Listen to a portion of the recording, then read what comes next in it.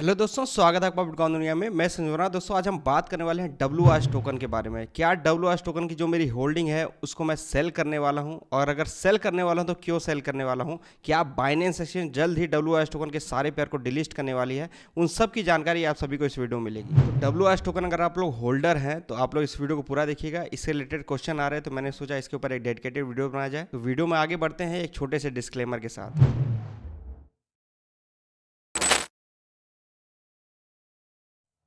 दोस्तों, WRS token और Binance के बीच में जो कंट्रोवर्सी है वो आज से नहीं है, वो 3 महीने पहले से स्टार्ट हो गया था। अगर आप लोग को इसके बारे में जानकारी नहीं है तो आप लोग इस वीडियो को देख सकते हैं।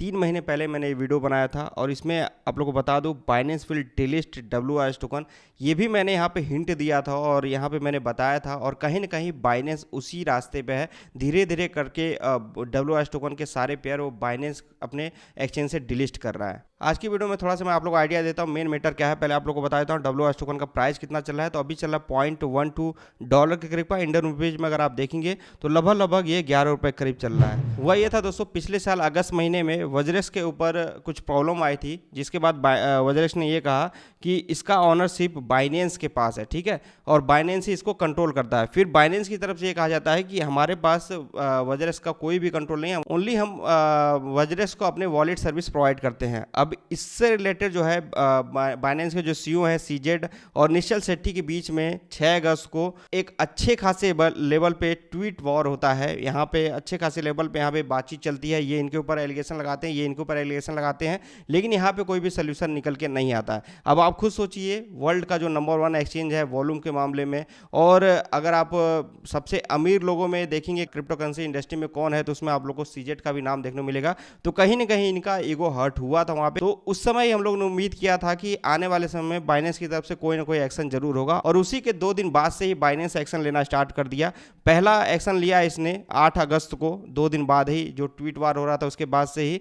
बाइनेंस और वज्रेक्स के बीच में हम लोग क्या करते थे, किसी भी कॉइन को फ्री में सेंड करके और रिसीव कर लेते थे। वहाँ पे कोई भी फीस नहीं लगती थी। बहुत सारे ऐसे कॉइन वहाँ पे अवेलेबल थे। उसको पहले इन्होंने इसको बंद कर दिया। अब वहाँ पे आप फ्री में कॉइन्स ना भेज सकते थे ना रिसीव कर सकते हैं। फिर उसके बाद क्या किया, 3 फरवरी को बाइनेंस जो वज्रेक्स को वॉलेट सर्विस प्रोवाइड करता था उसको यहाँ पे बाइनेंस ने टर्मिनेट कर दिया, उसको बंद कर दिया, और ये बोला कि वज्रेक्स जो भी कॉइन होल्ड करता है उनके यूजर्स के, उसको वो जल्द से जल्द यहाँ से विड्रॉ कर ले। वज्रेक्स ने उसको वहाँ पे विड्रॉ कर लिया सेफली। वहाँ पे जो भी यूजर्स के फंड थे वहाँ पे बच गए, ठीक है। फिर उसके बाद बाइनेंस की तरफ से एक्शन होता है 9 मई को। इसी महीने एक्शन लिया जाता है।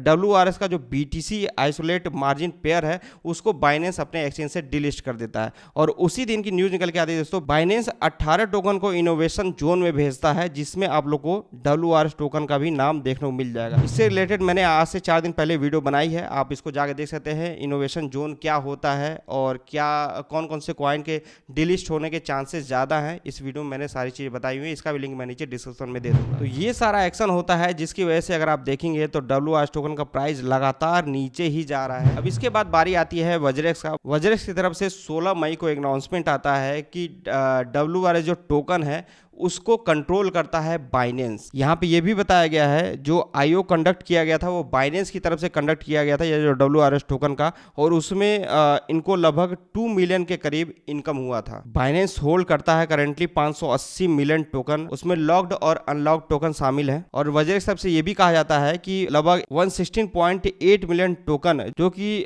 टोटल सप्लाई का लगभग 11.5% के करीब का होता है, बाइनेंस की तरफ से उनके ट्रेजरी अकाउंट में ट्रांसफर किए जाते हैं मल्टीपल ट्रांजैक्शन के द्वारा। ये पूरा डिटेल यहाँ पे आप आगे देख सकते हैं। उसमें वज्रेक्स टोकन की टीम के द्वारा बताया जाता है कि इन टोकन्स में कोई भी टोकन यहाँ पे एलोकेशन WRS टीम को नहीं प्राप्त हुए हैं। और एक सबसे इंपॉर्टेंट यहाँ पे बात कही गई है, क्वार्टरली बर्न होता था, जिस प्रकार से BNB कॉइन बर्न होता है उसी प्रकार से WRS टोकन भी क्वार्टरली बर्न होता था। यहाँ पे देखा गया है कि पिछले 5 क्वार्टरली जो बर्न होने थे WRS टोकन के, वो बाइनेंस ने नहीं किया है। ये भी बहुत बड़ा इशू है कहीं ना कहीं। अगर अगर कोई भी कॉइन बर्न होता है तो उसके प्राइस में थोड़ा सा इजाफा देखा जाता है। वॉल्यूम अगर उतना पे ही रहता है फिर भी उस कॉइन का प्राइस थोड़ा सा ऊपर जाता है। बर्न का बहुत ही असर पड़ता है उस कॉइन के ऊपर। इनका जो लास्ट क्वार्टरली बर्न था अक्टूबर दिसंबर 2021 का ही है, उसके बाद से कोई भी क्वार्टरली बर्न यहाँ पे नहीं किया गया। आप लोग को मैं याद दिलाना चाहूंगा WRS टोकन का जो प्राइस है वो 300 रुपए से भी ज्यादा 350-400 रुपए तक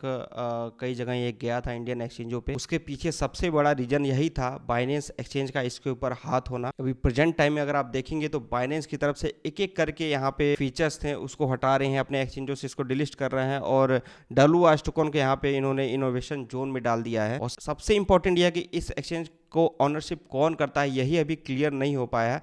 तो ये कहीं ना कहीं देखा जाए तो जो यूजर्स हैं इस पे जो अपने फंड होल्ड करते हैं और साथ में जो WRS टोकन बाई करके रखे हुए हैं उनके साथ बहुत ही गलत हो रहा है। वो उनको कहीं ना कहीं अंधेरे में रखा गया है। प्रेजेंट टाइम में देखा जाए तो WRS टोकन में इन्वेस्टमेंट बहुत ही ज़्यादा रिस्की है। तो फिलहाल मैं क्या करने वाला हूँ आप सभी को मैं बता दूँ। देखिए, इसको मैंने कुछ कम प्राइस पे बाई करके रखा हुआ था। वैसे तो पुरानी होल्डिंग है ही, और कुछ कम प्राइस पे मैंने जो बाई किया था जो एक एवरेज कम लॉस में है उसको मैं किसी और कॉइन में डालूंगा यहाँ से सेल करके। बाकी आप सभी को बता दूं मेरे पास जो WRS टोकन होल्ड है उसमें से लगभग 20 से 25% के करीब का जो WRS टोकन है वो मुझे जो रेफरल के द्वारा प्राप्त हुए हैं वो है। तो उन कॉइन्स को तो मैं होल्ड करने वाला हूँ। बाकी यहाँ पे कुछ परसेंटेज मैं यहाँ पे सेल भी करने वाला हूँ और उसको मैं किसी और कॉइन्स में डालने वाला हूँ। कारण क्या है, इससे अच्छा फ्यूचर उन कॉइन्स का दिख रहा है। तो इसमें जो इन्वेस्टमेंट है वो मैं थोड़ा सा कम करने वाला हूँ और इसी प्रकार फंड मैनेजमेंट किया जाता है। अगर किसी कॉइन का यहाँ पे दिखता है कि रिस्क ज्यादा है तो उसमें से अपने फंड को थोड़ा सा डिवाइड करके किसी और कॉइन्स में डालिए। अगर ये कॉइन सही जाता है तो ठीक है, आपका लॉस रिकवर हो जाएगा और वहीं जो अदर कॉइन है वो अच्छा जाएगा तो आपको वहां पे प्रॉफिट मिल जाएगा। और आज से 1 महीने पहले मैंने आप सभी को बताया था WRS कॉइन का जो वॉल्यूम है वो लगभग 848% का स्पाइक हुआ था। तो वो भी अनएक्सपेक्टेड वहां पे वॉल्यूम आया था। तो कहीं ना कहीं देखा है तो ये जो WRS की तरफ से जो